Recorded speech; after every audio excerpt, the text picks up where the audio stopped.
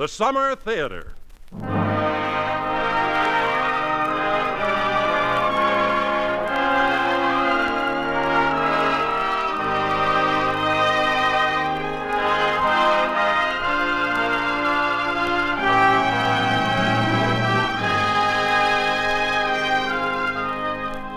Welcome to the Summer Theater, a dramatic hour of romance, love, and adventure. Tonight, we present Moliere's classic play, The Physician in Spite of Himself, starring Mr. Robert Young.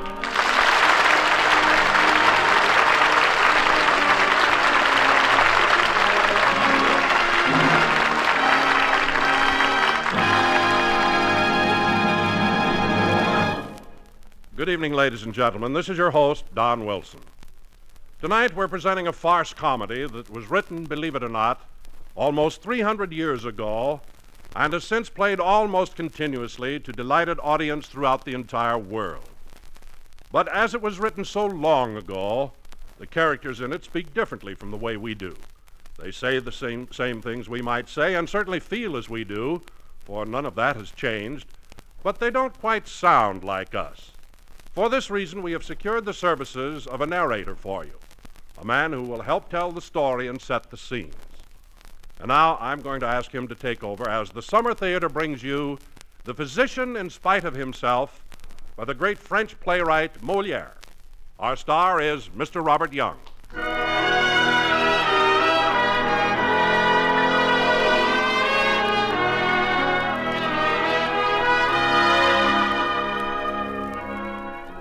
Good evening. I am your narrator, and we're ready to begin our story. The time, as you already know, is long, long ago. The year 1666, to be exact. The scene is the backyard of Monsieur Sganarelle, our hero's house, in a small French village near a small French forest. The house is a simple one, for Monsieur Sganarelle is not a wealthy man, but he is a healthy and vigorous one, and not bad-looking at all. He lives there with his wife, whose name is Martine. And as so often happens between husbands and wives, even as long ago as 1666, they engage in an occasional lover's spat.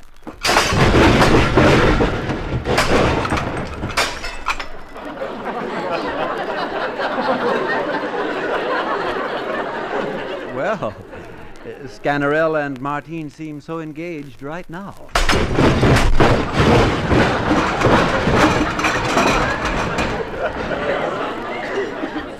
The quarrel is violent only because they love each other so.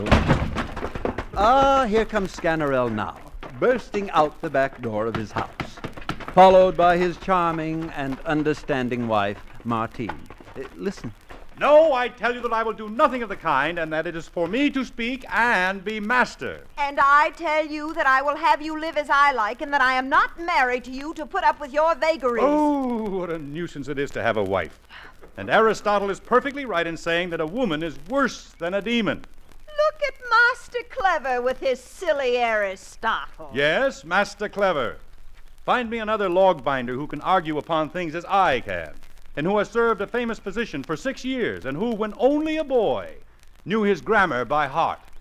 Plague on the errant fool. Plague on the witch. Cursed be the hour and the day when I took it into my head to say yes. Cursed be the scoundrel of a notary that made me sign my own ruination. Oh, certainly it well becomes you to complain on that score.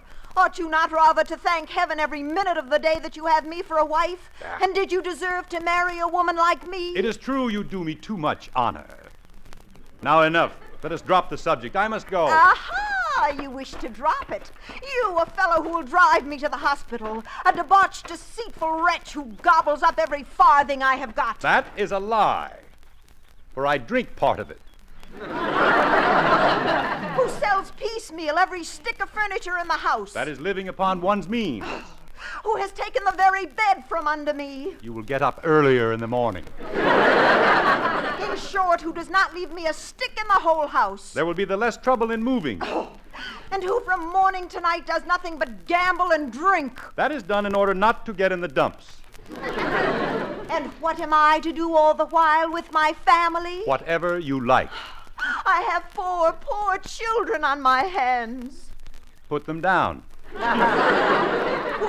asking me every moment for bread. Whip them. When I have had enough to eat and drink, everyone in the house ought to be satisfied.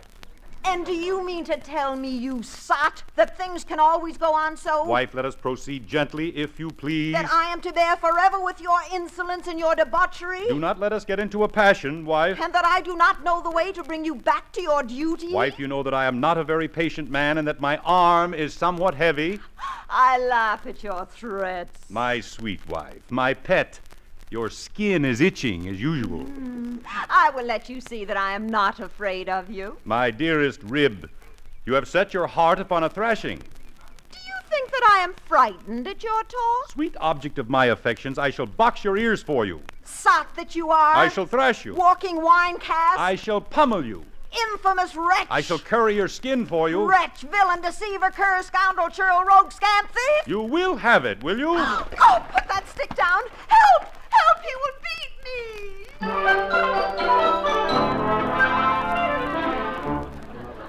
So now, ladies and gentlemen, it must be reported that Monsieur Sganarelle, our hero, holds a stout stick, and with every gesture indicates he is going to beat his poor, timid wife. Now, beating a wife was more in fashion in 1666 than it is today. But I am not here to argue the relative merits of our ways and theirs, only to tell you that right now a man is looking over the fence, watching Sganarelle waving the stick. The man is the next-door neighbor. His name is Monsieur Robert, and he is about to do something that many of our neighbors today would feel obliged to do: butt in. Hello, what is this? Good day, Monsieur Robert. What a disgraceful thing this is, Sganarelle. Plague take the scamp to beat his wife. What did you say, Robert? I said, plague take the scamp to beat his wife. Plague take him, you say. How dare you? You slapped me. And should I not? What are you interfering with? Were... Oh, just look at this jackanapes who wishes to hinder husbands from beating their wives. I apologize. Is it for you, Robert, to poke your nose into it? No. Mind your own business. I shall not say another word. It pleases me to be beaten. In that case, I consent with all my heart. It does not hurt you. That is true. You are an ass to interfere with what does not concern you. Neighbor Sganarelle. Yes? I ask your pardon with all my heart. Go on, thrash and beat your wife as much as you like. I shall help you if you wish. Put down that stick. Huh? I do not want your help. Exactly so. It is like your impertinence to meddle with other people's business. Now put down your stick. I shall. Good. Oh! Ah, stop! Away with you, you meddling fool! Yes, I can well see my error. He's gone, wife. My sweet, my precious. The busybody. Come, Angel, let us make up. Shake hands. After having beaten me thus? Never mind that. Shake hands. I will not. Eh? And do not raise your stick to me. Come, wife. No, I will be angry. But it's a trifle. Shake hands, I tell you. You have treated me too ill. Well, I beg your pardon. Put your hand there and forgive me. I forgive you. But I shall make him pay for it. He shall see. You are silly to take notice of these trifles. They are necessary now and then to keep up good feeling. 5 or 6 strokes of the cudgel between people who love each other only brighten the affections. I'm going to the forest, and I promise you I shall bring out more than 100 logs today. That will please you? Yes, A kiss? a kiss. I shall go now, my love, and put in a day's work. Sganarelle bends, picks up his sack and axe, and with a wave to his beloved Martine, trudges off to the nearby forest to cut his logs. And Sganarelle is quite content that all is once again harmonious between him and his wife.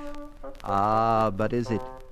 A peculiar look crosses Martine's face as she gazes after the retreating figure of her husband. Now she glances down at the stick he raised to her. It seems quite clear her feminine mind still dwells on the beating. Alone now, she speaks her thoughts. Go cut your logs, my husband. But I certainly shall not forget to pay you out. Oh, if I could only think of something to punish you for the blows you gave me.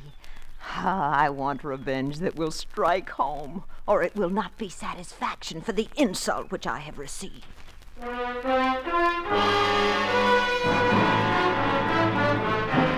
Revenge, of course.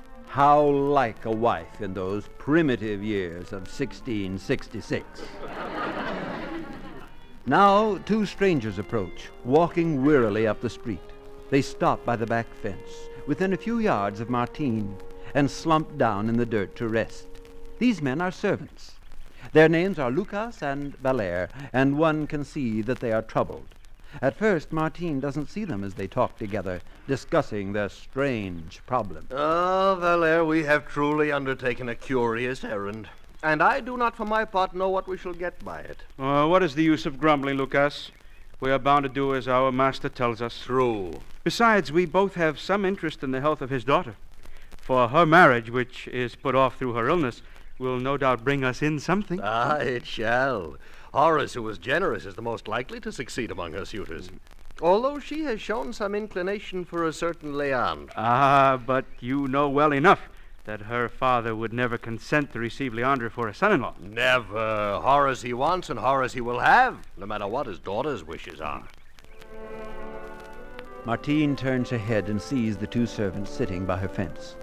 She looks at them a moment, then walks over to them, and listen carefully, ladies and gentlemen, for the plot is about to thicken. Gentlemen? Good day, gentlemen. I did not notice you resting here at first, for my brain was puzzled about something that perplexes me. Good day to you, madame. Yes, everyone has his troubles in this world, and we are looking for something we should be very glad to find. Is it something in which I can assist? Perhaps. My name is Lucas. This is Valère. Madame? We are servants in the house of Gérard.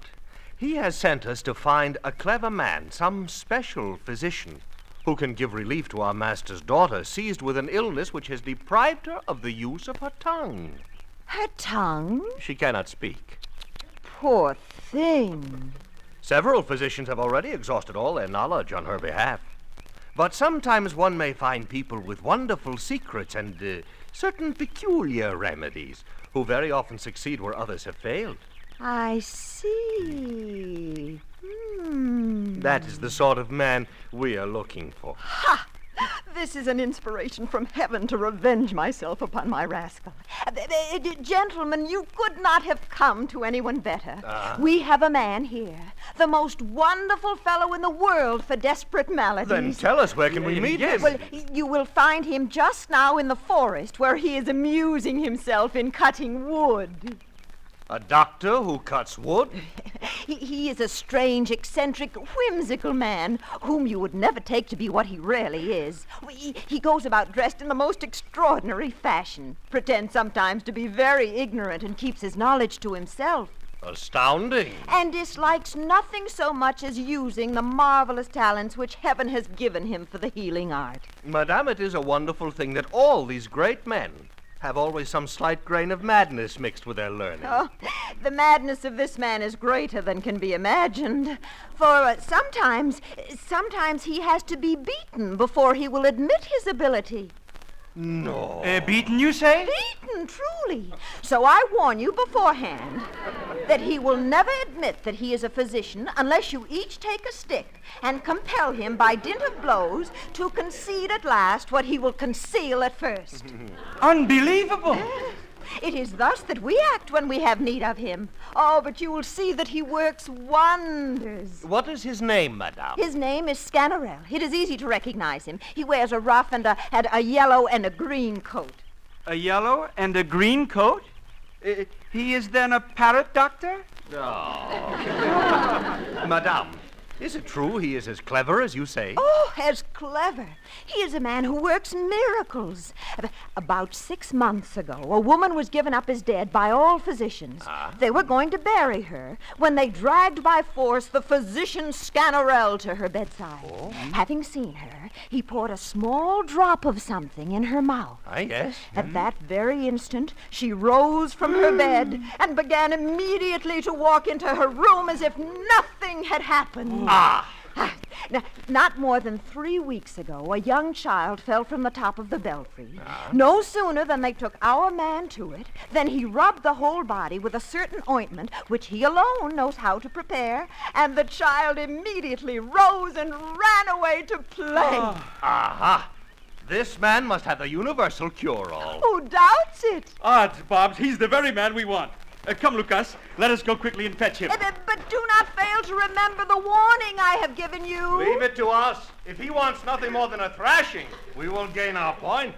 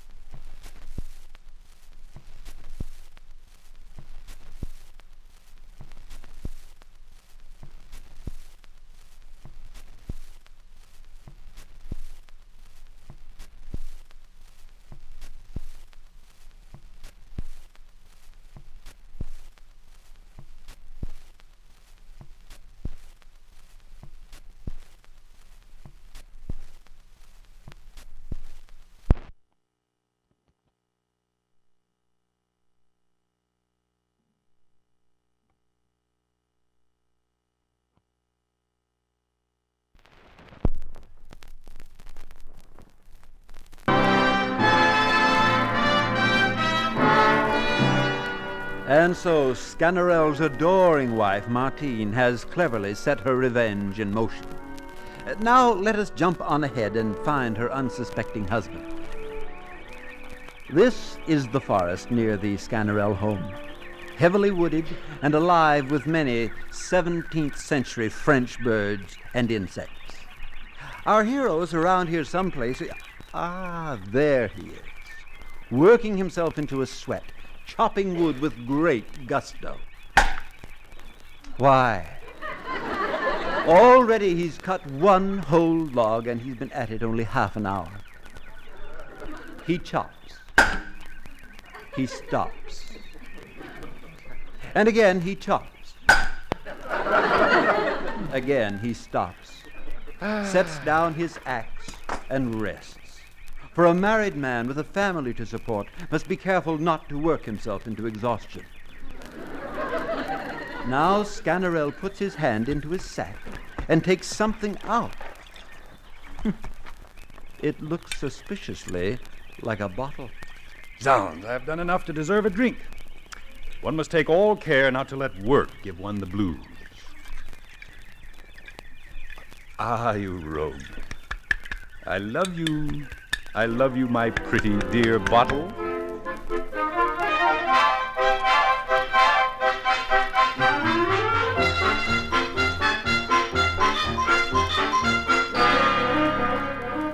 Now, while Monsieur Sganarelle is occupied enjoying a mild refreshment, Lucas and Valère, the two servants in search of a physician, come into the clearing.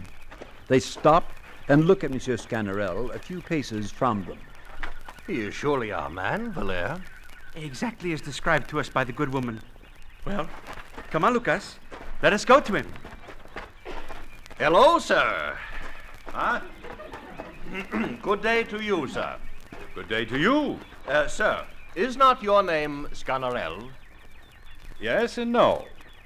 It depends on what you want with him. Well, we want nothing with him but to offer him our utmost civilities. In that case, my name is Sganarelle. Delighted to see you, sir. We have been recommended to you and come to implore your help. If it be anything, gentlemen, that belongs to my little trade, I am quite ready to oblige you. You must not think it strange, sir, that we have addressed ourselves to you.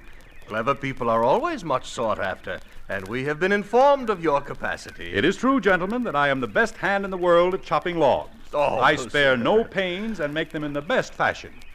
But I charge 110 sous a hundred. Let us not speak about I logs. pledge my word that I could not sell them for less.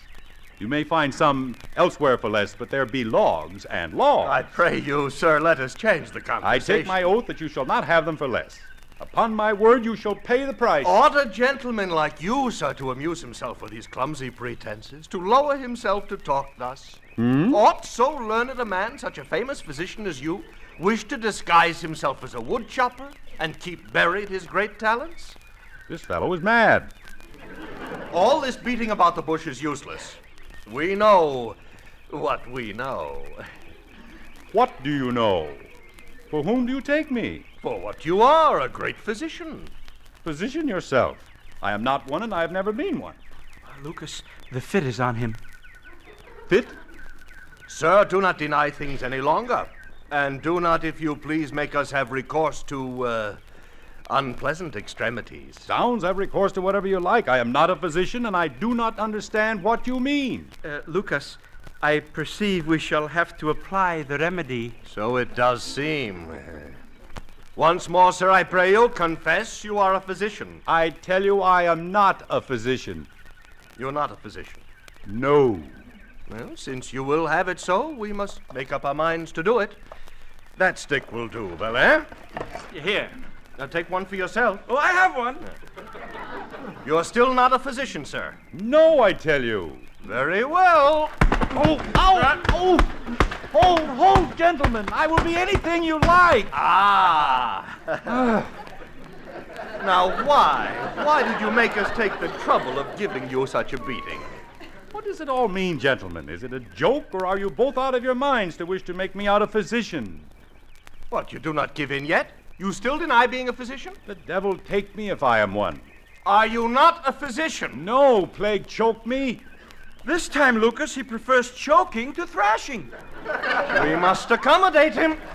Hold. Yes, gentlemen, since you have it so, I am a physician. I am a physician. An apothecary into the bargain, if you like. Ah, that is better. I prefer saying yes to everything to being knocked about so. That is right, sir. I am delighted to see you so reasonable. It does our hearts good, sir, to hear you speak truthfully at last. Bless my soul, am I perhaps myself mistaken? Have I become a physician without being aware of it? Tell me, gentlemen, is it quite certain that I am a physician? Oh, yes, upon my word. Really and truly? The cleverest physician in the world. Ha ha! A physician who was cured I do not know how many complaints. The dickens I had. A woman thought dead was ready to be buried when you, with a drop of something, brought her to again. The deuce I did. A child fell from a belfry top, and you, with I do not know what ointment, made her immediately get up on her feet and run off to play. The devil I did. Now, in short, sir, you will be satisfied with us. You shall earn whatever you like if you allow us to take you where we intend. I shall earn whatever I like. Yes. In that case, I am a physician. There is no doubt of it. I had forgotten it, but I recollect it now. Well, what is the matter? Where am I to go? We will conduct you. The matter is to see a girl who has lost her speech. Indeed, I've not found it. I'd speak as though this is a physician I like, Lucas, for he is a comical fellow. Well, come along, gentlemen, so that I may get on to the task of performing more wondrous feats of healing of which I am justly famous. Oh, you first, sir. Thank you, my good man. And off through the forest go the three of them on their way to the home of Monsieur Gerant. Through the trees and foliage they walk, Monsieur Sganarelle striding with the dignity that befits a physician, and soon are lost from our sight. The end, Act 1.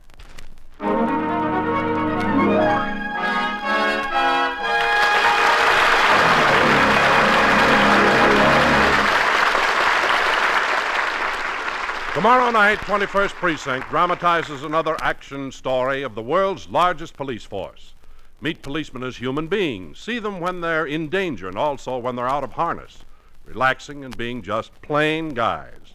Every Tuesday night on most of these same CBS radio stations, see 21st Precinct, produced by the same team that has given you Gangbusters.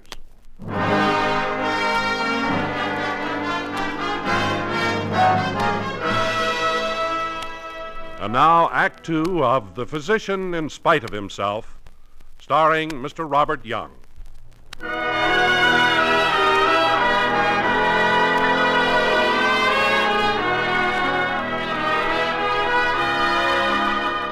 And once again, ladies and gentlemen, this is your narrator to continue with the second act of The Physician in Spite of Himself. A half hour or so has passed. The scene now is a room in the home of Monsieur Gerant, the father of the girl who has lost her speech. And an elaborate room it is, too, filled with the finest drapery and furniture one could buy in 1666. for Monsieur Gérant is one of the wealthiest men in the community. The door opens and Monsieur Gérant comes in, a short, round man, well-dressed, but troubled now because of his daughter's illness. He is followed by his servant Lucas, and Lucas' wife Jacqueline, a comely, nicely formed woman who serves as the ill girl's nurse. Lucas is speaking with excited gestures, telling Monsieur Gérant about the magnificent physician he has found. Monsieur Gérant, sir, I think you will be satisfied.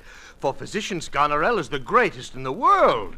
Zooks, all the others aren't worthy to hold a candle to him. Oh, for better I could not ask. He's put dead people on their legs again. Dead people, you say? A physician of great reputation hereabouts. Though he is somewhat whimsical, as I have told you. At times his senses wander, and he does not seem what he really is. One would have cause to say he has a screw loose somewhere. A screw loose? Yes. But in reality, he's quite scientific. Very often he says things quite beyond anyone's comprehension. Oh, that is promising. Well, I'm anxious to see him. Bring him in. Valère is fetching him a physician's gown. He refused to see you without the proper garments. Properly so.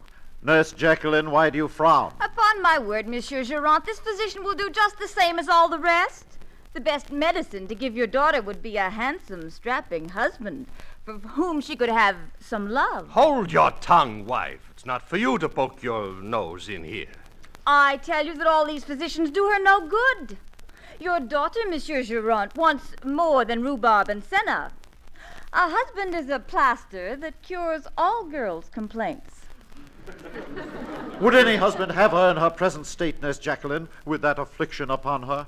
And when I intended her to marry, has she not opposed my wishes? No wonder you wished her to marry a man whom she does not like.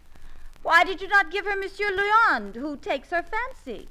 She would have been very obedient, and he would have taken her as she is. Leander is not the man I want. He's got no fortune, like Horace. He has an uncle who is rich, and Leand is the heir. All his expectations seem to me nothing but moonshine. We run a great risk in waiting for dead men's shoes. Death is not always at the beck and call of gentlemen heirs, and while the grass grows, the cow starves.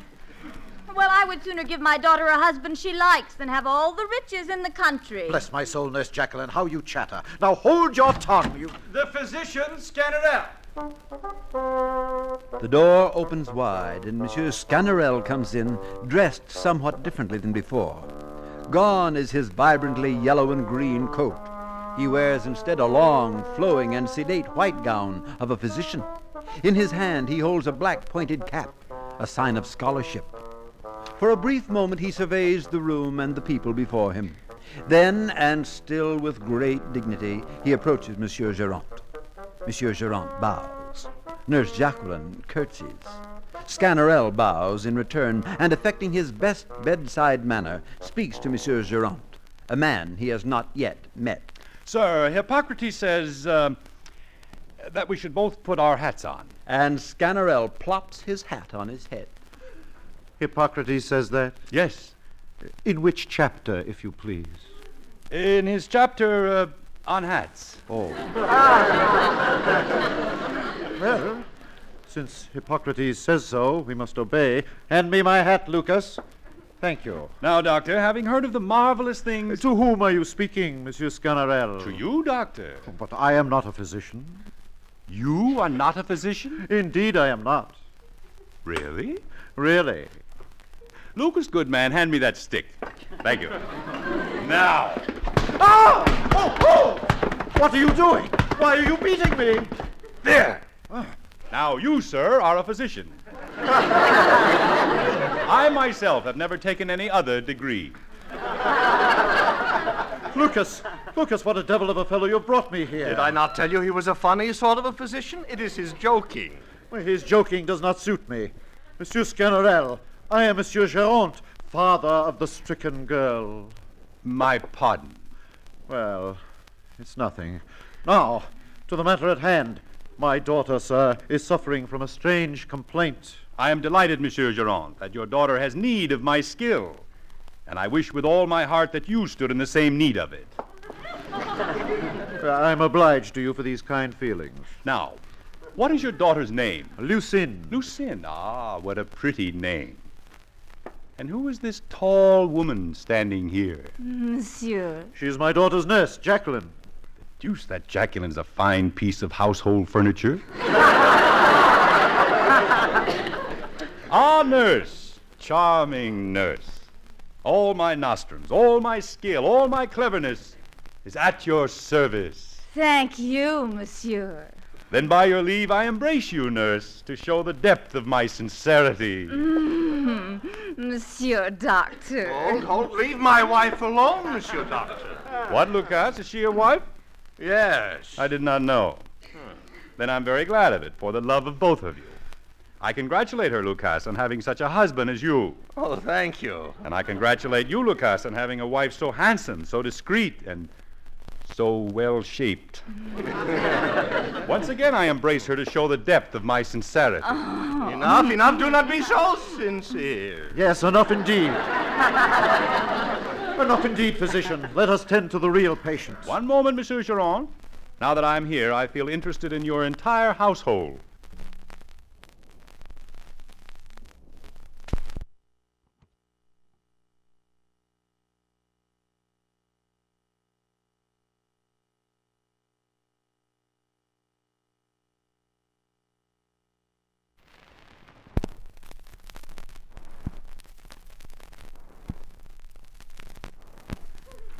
I should like to examine your nurse. No, nothing of the sort. I do not do. Calmly, Lucas. It is the physician's duty to examine the nurse, and she attends the patient. Duty or no duty, I will not have it. Have you the audacity to contradict a physician?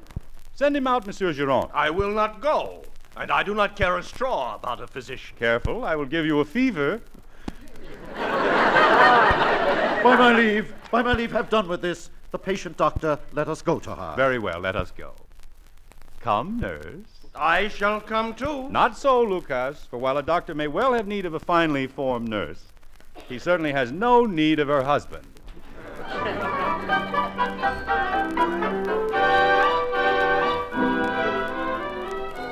This now before us, ladies and gentlemen, is Lucinde's chamber, a large and pleasant place, done up as beautifully as a bedroom could be in the year 1666. The laces and silks are of the finest cloth, and the bed warming pan of the finest metal. Standing there by the window, gazing out at the afternoon sky, is a young and beautiful lady, Lucinde, of course, Geronte's daughter. But while physically she is here, her mind is far away, thinking of things most pleasant to every young and beautiful lady, love, and the object of her love, a certain handsome fellow called Leandre. The door to the bedroom opens. Lucinde snaps out of her reverie, turns and sees the approach of her father, her nurse Jacqueline, and a stranger, who is, of course, our hero, Monsieur Sganarelle, the physician. Here is the patient, doctor. Ah, charming and delightful creature. My only daughter, sir. I would never get over it if she were to die. Do not let her do anything of the kind. She must not die without the prescription of the physician. A chair, nurse. Bring it here. Yes, sir. Now come, my dear Lucinde, and let the physician attend to you. This is not at all an unpleasant patient. And I am of the opinion that she would not be at all amiss for a man in very good health. Oh, sir, you have made her laugh. So much the better. It is the best sign in the world when a physician makes a patient laugh. Lucinde, what is the matter? What ails you?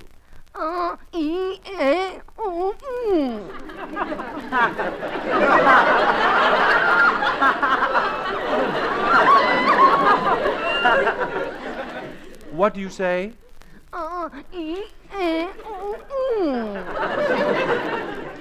What is that? I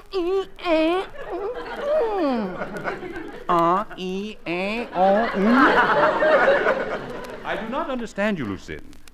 What sort of language do you call that? That is just where the complaint lies, sir. She has become dumb, without our having been able to discover the cause. This accident has obliged us to postpone her marriage to Monsieur Horace.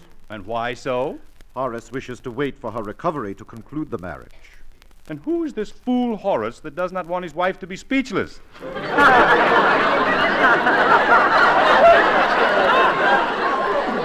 to heaven that mine were thus. I should take particular care not to have her cured. To the point, sir. I beseech you to use all your skill to cure her of this affliction. Do not make yourself uneasy, Monsieur Giron. Now tell me, does this pain oppress her much? Yes, sir. So much the better.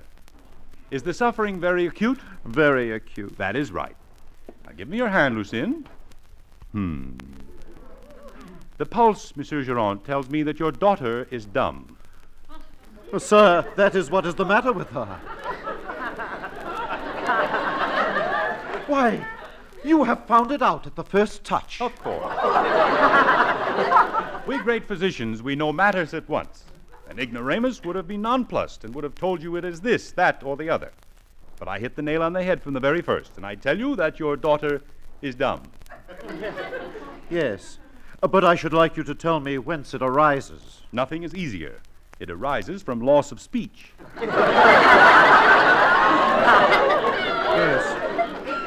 Well, very good. But the reason of her having lost her speech, pray? Our best authorities will tell you that it is because there is an impediment in the action of her tongue. But your opinion upon this impediment in the action of the tongue? Aristotle on the subject says a great many clever things. Yes, I dare say. Ah, he was a great man. No doubt. But to come back to our argument, I hold that this impediment in the action of her tongue is caused by certain humors, inasmuch as the vapors formed by the exhalations of the influences which rise in the very region of diseases, coming, as us learned men say. Monsieur Giron, do you understand Latin? Not in the least. You do not understand Latin? No. Cabricius archithurum, catalamus singularita nomovativo, arc musa the muse, bonus bona bonum. Oh, why didn't I study?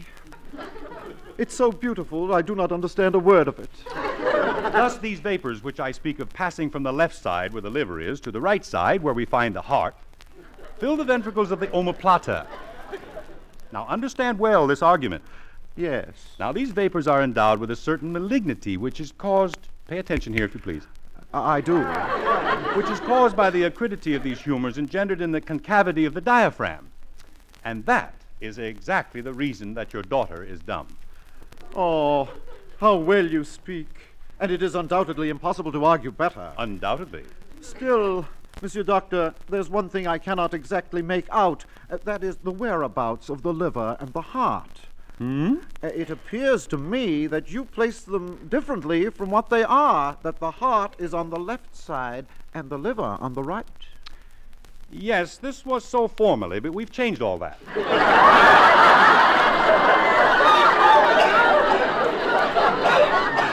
We nowadays practice the medical art on an entirely new system. Oh, I didn't know that. I pray you pardon my ignorance. There is no harm done. You are not obliged to be so clever as I. Certainly not. But what think you, sir, ought to be done for my daughter's complaint? My advice is to put her to bed again and make her, as a remedy, take plenty of bread soaked in wine. Why so, sir? Because there is in bread and wine mixed together a sympathetic virtue which produces speech.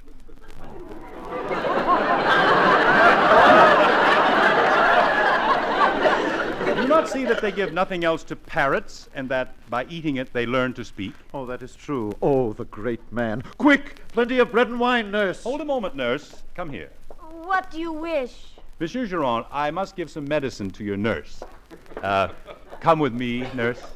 Me, sir? I'm as well as can be. So much the worse, nurse. This excess of health is dangerous. I must administer to you a certain little something. Administer to her later, monsieur. Now go, Jacqueline. Go, fetch the bread and wine. Come with me, doctor. What are you going to do? What? Give you your fee, sir. I shall not accept it, sir. What? Not at all. Oh, come now. Here. No, you are jesting. Indeed, I am not. Take it. I do not practice for money's sake. Oh, I'm convinced of that. Are they of good weight? Oh, certainly. Now, take it. No, I am not a mercenary physician. Oh, I'm well aware of that. I'm not actuated by interest. I don't for a moment think so. Very well, then, I shall take it. Only to please you, for I have nothing for you but affection. Oh, thank you. I shall come back tonight, monsieur, to see how the patient is getting on. Good day.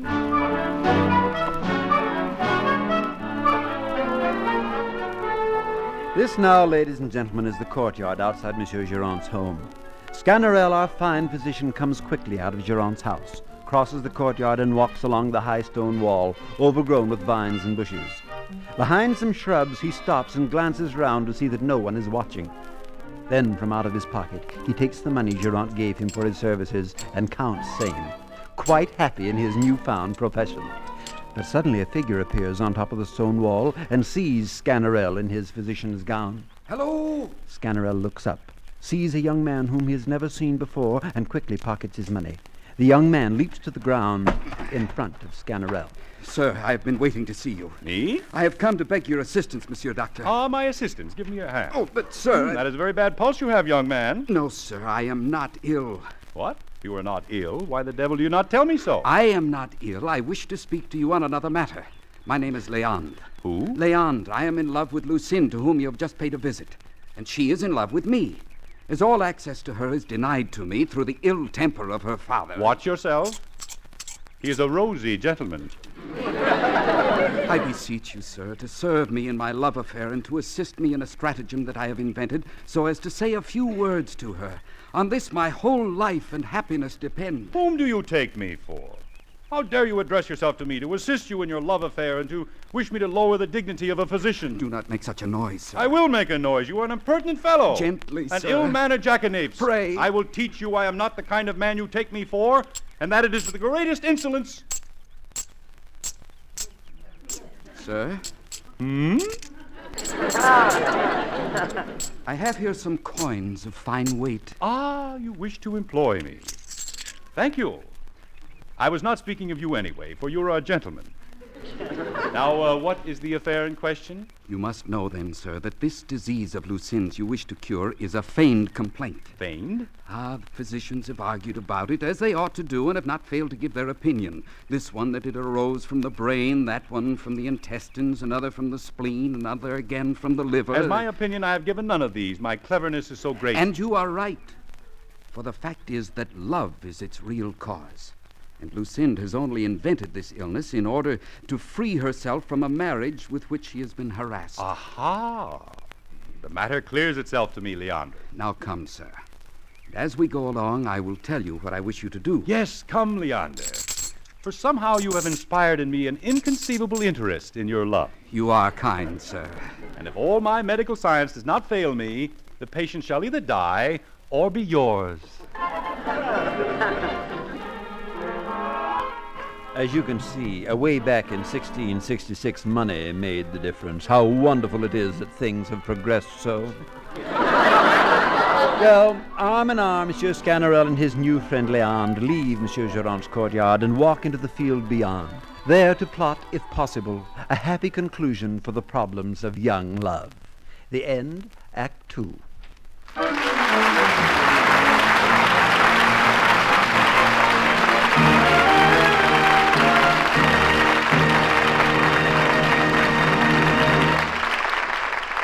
This Wednesday night, don't miss screen star Melvin Douglas in Lost Weekend on your Playhouse on Broadway.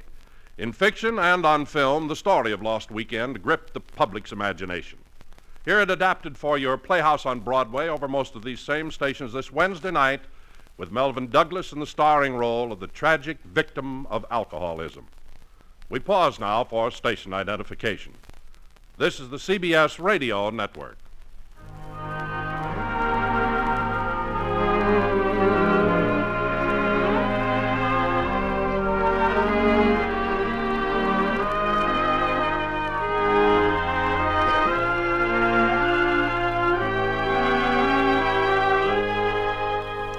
And now we return to the Summer Theater as the curtain rises on Act 3 of The Physician in Spite of Himself, starring Mr. Robert Young as Sganarelle.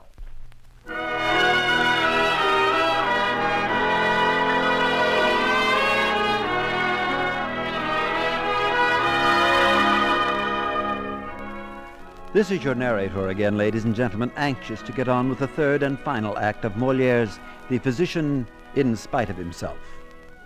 We left our hero, the honored and honorable physician, Sganarelle, plotting with young Leand, plotting a scheme they hoped would bring Leand and Lucinde, the two young lovers, together. Now 2 hours have passed. The scene before us is a street behind Monsieur Géron's house. 2 men stand huddled there. One we recognize immediately, Sganarelle, dressed still in his physician's gown and black pointed hat. The other is dressed in the clothes of an apothecary. Now, in 1666, all pharmacists were called apothecaries, and I'm sure I really don't know why. But apothecaries they were called, and so that's what we shall have to call this pharmacist. Now, on closer look, we can make out the identity of this pharmacist. Pardon me, apothecary. He is none other than Leand in disguise. Leand speaks. I think that I am not at all badly got up for an apothecary. As Lucinde's father has scarcely ever seen me, this change of dress and wig is likely enough to disguise me. There is no doubt of it. Only, Monsieur Doctor, I should like to know 5 or 6 big medical words to leaven my conversation with and to give me the air of a learned man. Go along. It is not at all necessary. The dress is sufficient, and I know no more about it than you do. How's that? The devil take me if I understand anything about medicine. You are a gentleman, and I do not mind confiding in you as you have confided in me. What? Then you are not really... No, I tell you. They have made me a physician in the teeth of my protests. I do not know how the idea came to them, but when I saw that in spite of everything they would have me a physician, I made up my mind to be so. I see some wisdom there. Why, sir, I am now resolved to stick to the profession all my life.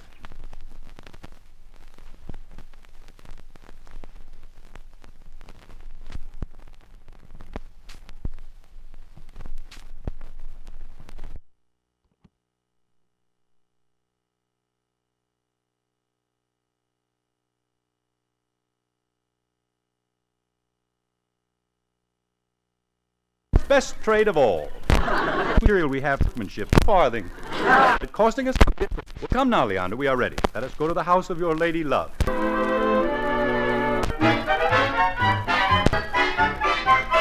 There's a room in Monsieur Géron's house. And earlier, there is Mr. Matthew, same beautiful thoughts, Leand. And there beside the description. The door opens, and dressed in his physician's gown. Physician, I've been inquired to see your daughter. I see you have given her the bread soaked in wine as I prescribed. The bread soaked in wine as I prescribed. Fairly somewhat worse. Is the patient? I will wait and make it all right. The patient you have given her. Do not make yourself uneasy. His name? You undoubtedly feel her pulse so that I may consult with you better. Pay Duty, monsieur. I shall do. Monsieur Apothecary, and with great effect to discuss with you. But I should do not seek. Pay attention, pray. Eyes up is among physicians to know whether women's congruity of the opaque humors. Change my... That. No, again. Excellent physician, how deep I have recovered my speech. Horace. But... Nothing will shake the resolution I have taken. What? All your fine arguments. If... All your talking with heart cannot submit to this tyranny. Oh. Beseech you, Dr. Sganarelle, make her dumb again.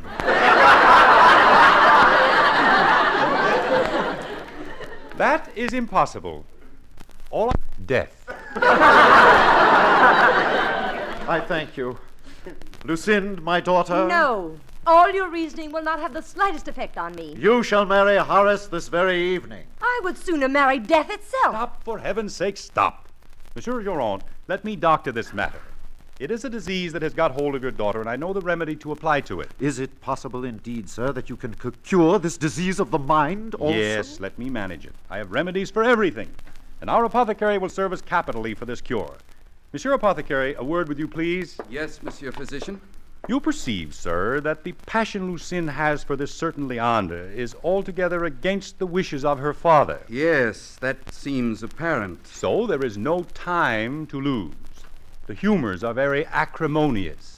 Exceptionally acrimonious. So it is necessary to find speedily a remedy for this complaint, which may get worse by delay. As for myself, I see but one. Now listen. Yes? A dose of purgative flight. Purgative flight. I shall make a note. Mixed as it should be with 2 drachms of matrimonium. Ah, yes, matrimonium, a highly scientific compound. She may make some difficulty about taking this remedy, but as you are a clever man in your profession, you must induce her to consent to it and make her swallow the best thing you can. I know my task, Monsieur Physician. Now go, Monsieur Apothecary. Take a little turn in the garden with the patient to prepare the humors while I converse with her father. Come, Mistress Lucinde. Above all, Monsieur Apothecary, lose not a moment. Apply the remedy quick. Apply the specific. I shall do the utmost to perform my duty. Mistress Lucinde? An excellent scientific fellow, Monsieur Geron. He will take good care of your daughter. But, sir, what drugs are these you mention? Purgative flight, drachms of matrimonium? It seems to me I've never heard of them before. They are drugs which are used only in urgent cases. I trust they will prove their worth. You would not believe how she is infatuated with this Leandre. The moment I discovered this passion, I took measures to prevent the slightest communication between them. You have acted wisely. They would have committed some folly if they had been permitted to see each other. Undoubtedly. I think she would have been the girl to run away with him. Just so. I was informed that he tried every means to get speech with her. The rascal. But he will waste his time. I will effectively prevent him from seeing her. He has no fool to deal with when he deals with you, Monsieur Geron. Oh, no. One must get up very early to catch you asleep. Oh, indeed.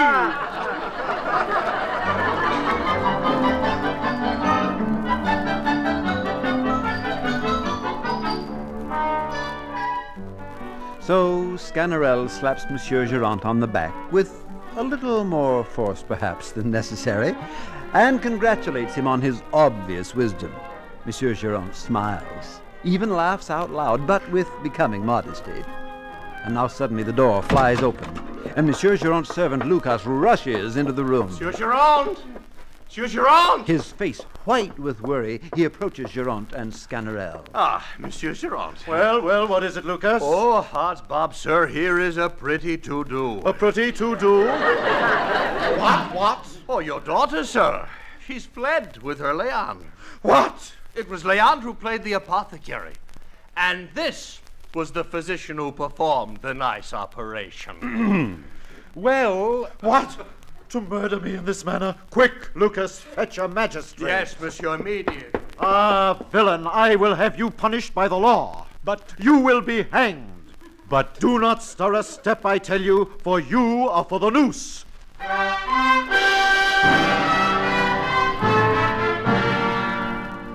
And now, through the open door, comes someone else. Martine, Sganarelle's darling and devoted wife. The one who first thought up her malicious revenge. Martine, too, is excited and somewhat weary, for she has been spending some long hours trying to track down her husband. Good gracious, what a difficulty I had to find this place. Just tell me, what has become of the physician who... Here he is, just going to be hanged. What? My husband hanged? Alas, and for what? He has helped someone to run away with my daughter. Alas, my dear husband, is it true you are going to be hanged? Judge for yourself, wife. And must you be made an end of in the presence of such a crowd? What am I to do? If you had only finished cutting our wood, I should be somewhat consoled. Leave me, you'll break my heart. No. No, I will remain to encourage you to die. And I will not leave you until I have seen you hanged. Thank you, wife. Which shall be very soon. The magistrate will be here directly. Monsieur Geron, alas, will not a few strokes of the cudgel do instead of hanging? No, the law shall decide, and hanging it will be if I have my way. But what's this do I see? And what Monsieur Geraint sees is the return of Leandre and the beautiful Lucinde. Yes, the young lovers have come back, and Leandre, stripped of his apothecary's disguise, holds his beloved's hand tightly as he approaches her puzzled father.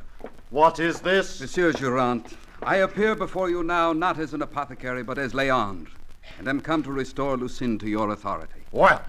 We intended to run away and get married, but this design has given way to more honorable proceedings. I will not presume to steal your daughter, and it is from your hands alone that I will obtain her. I must at the same time acquaint you that I have just now received some letters informing me of the death of my uncle and that he has left me heir to all his property. Oh. Really, sir, your virtue is worthy of my utmost consideration, and I give you my daughter with the greatest pleasure in the world. Oh, Leon. Lucinda. Odd sniggers, the physician has had a narrow escape. Since you are not going to be hanged, husband, you may thank me for you being a physician. I have procured you this honor. Yes, it is you who procured me I do not know how many thwacks with a cudgel. Monsieur Sganarelle, the result has proved too happy to harbor any resentment. Be it so, Monsieur Leandre. Well, wife, I forgive you the blows on account of the dignity to which you have elevated me. But prepare yourself henceforth to behave with great respect towards a man of my consequence, and consider that the anger of a physician is more to be dreaded than people imagine.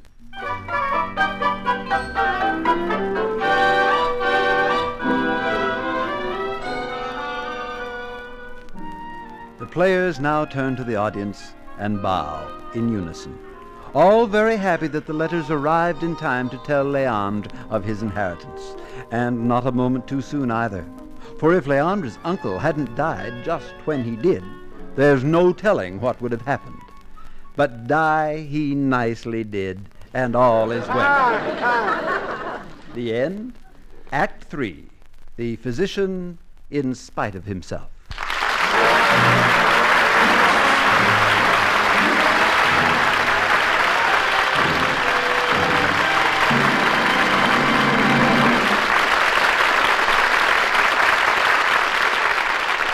And now, once again, here is our star, Mr. Robert Young.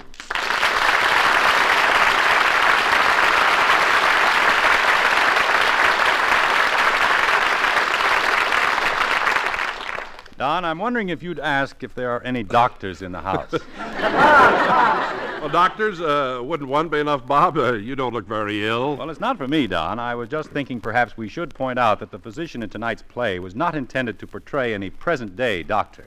Oh, I don't know, Bob.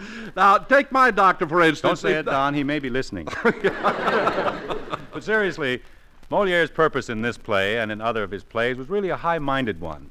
Satire and comedy was his method of pointing out and criticizing dishonesty, malpractice, insincerity, and all the other evils of his time. In short, there was a method in his madness. Making fun of people was his way of being constructive and promoting the public good. Well, I'm sure our audience will understand that now, Bob, and thank you very much for being with us tonight. It was a pleasure. Good night, everybody.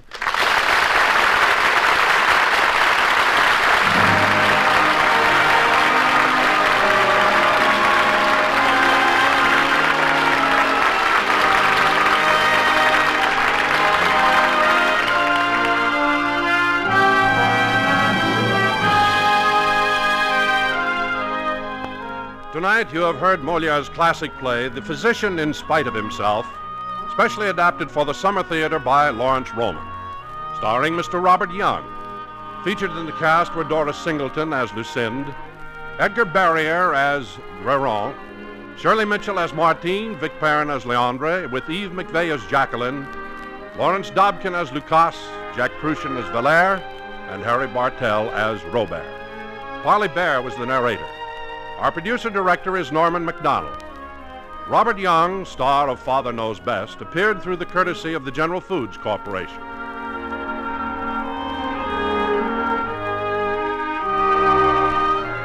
And now, this is your host, Don Wilson, reminding you to be with us again next week at this same time when the Summer Theater will present Daphne du Maurier's terrifying tale, The Birds. And our star will be Mr. Herbert Marshall.